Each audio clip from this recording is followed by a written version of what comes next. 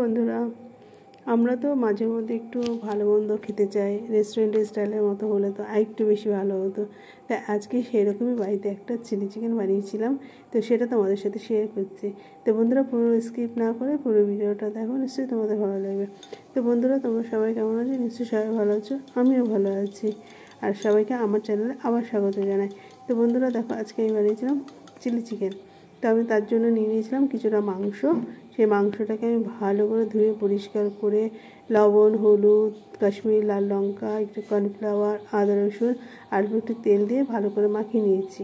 আর এদিকে দেখো, আমি নিয়ে নিয়েছি পেঁয়াজ কুচি, রসুন, কাঁচা লঙ্কা, গাজর, ক্যাপসিকাম আর পেঁয়াজ পাতা। আর নিয়ে নিয়েছি 3 রকম sauce, soya sauce, tomato sauce আর গ্রিন চিলি সস। আর বন্ধুরা, মাংসের মধ্যে আমি লেবু রস দিয়েছিলাম, সেটাই বলতে ভুলে গেছি। আর দেখো, আমি এখানে প্রতিটা মাংস এইভাবে ভেজে নেবো পকোড়ার মতো। এই চিকেনটা পকোড়া হিসাবেও খাওয়া যাবে, ভীষণ টেস্টি আর মজাদার। আর কালার দেখেও তোমরা নিশ্চয়ই বুঝতে পারছো যে এমনি খাওয়া যাবে এখন কতটা টেস্টি হয়েছে।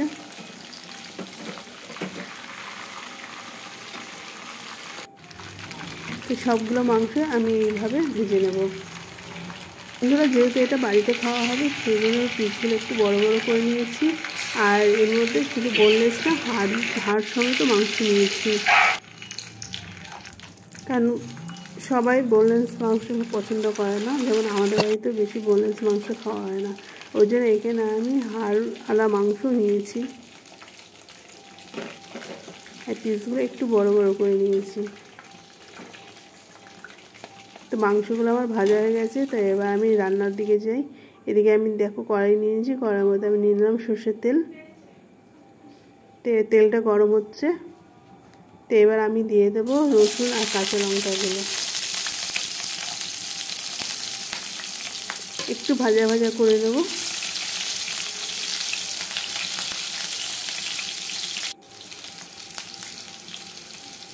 এবার আমি পেঁয়াজগুলো দিয়েছি। পেঁয়াজগুলো দেখতে পাচ্ছি একটু আমি কিউব কিউব করে কেটেছি, আর প্রতিটা পেঁয়াজ আমি ছাড়িয়ে নিয়েছি। এবার গাজরের পিসগুলো দিয়ে দিলাম। গাজর আমি অল্পই দিয়েছি। আর এদিকে দিয়েছি ক্যাপসিকাম। এবার দিয়ে দেবো সামান্য লবণ। আর লবণটা এখানে একটু বুঝে শুনে দিতে হবে, যেহেতু আমি সয়া সস দেবো। সয়া সস এমনিতে নুনটা হয় বেশি, এই জন্য লবণটা একটু বুঝে শুনে দিতে হবে। তো একটু দেখো আমার ভাজা ভাজা হয়ে যাচ্ছে। এবার আমি এদিকে একটু সস বানিয়ে নেব।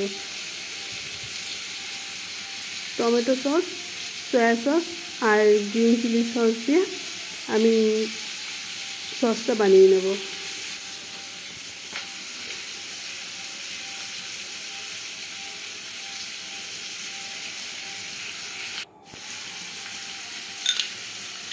এটা আমি খুব ভালো করে মিশিয়ে নেব।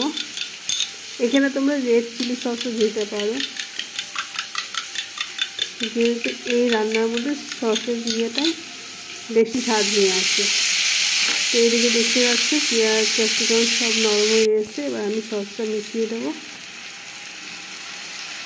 আলাদা আমি কোনো জল অ্যাড করব না, ওই বাটি দিয়ে একটু যে জলটা দিয়েছি সেই জলটুকুই আমি দেবো, যেহেতু এটা আমি গ্রেভি না একটু ড্রাই করবো। এবার আমি চিকেনগুলো দিয়ে দেবো।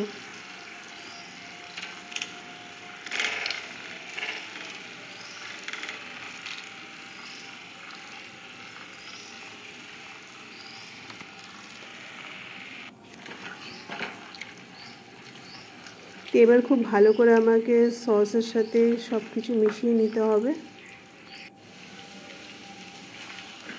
তোমরা বন্ধুরা দেখতেই পাচ্ছ কত সুন্দর টেস্টি হয়েছে। বাচ্চারাও খেয়ে ভীষণ পছন্দ করেছিল, একদম রেস্টুরেন্টের মতো। এবার আমি ওপর দিয়ে পেঁয়াজ পাতাগুলো ছড়িয়ে দেবো।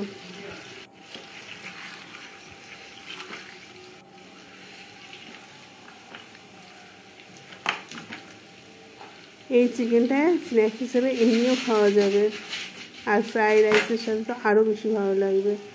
তো বন্ধুরা, আমার রান্নাটি কমপ্লিট হয়ে গেছে। তোমরা অবশ্যই একবার এভাবে ট্রাই করে দেখো, নিশ্চয়ই তোমাদের ভালো লাগবে। আর আমার এই রেসিপিটা যদি তোমাদের ভালো লাগে, অবশ্যই একটা লাইক করে দিও আর কমেন্ট করে দিও। আর যারা নতুন বন্ধু দেখছো, প্লিজ একটা সাবস্ক্রাইব করে দিও, যাতে আমি কোনো ভিডিও দিলে তোমাদের কাছে আগে চলে আসে। আর পুরনো বন্ধুরা যারা আমাকে ভালোবাসা দিচ্ছে, তাদের অসংখ্য অসংখ্য ধন্যবাদ।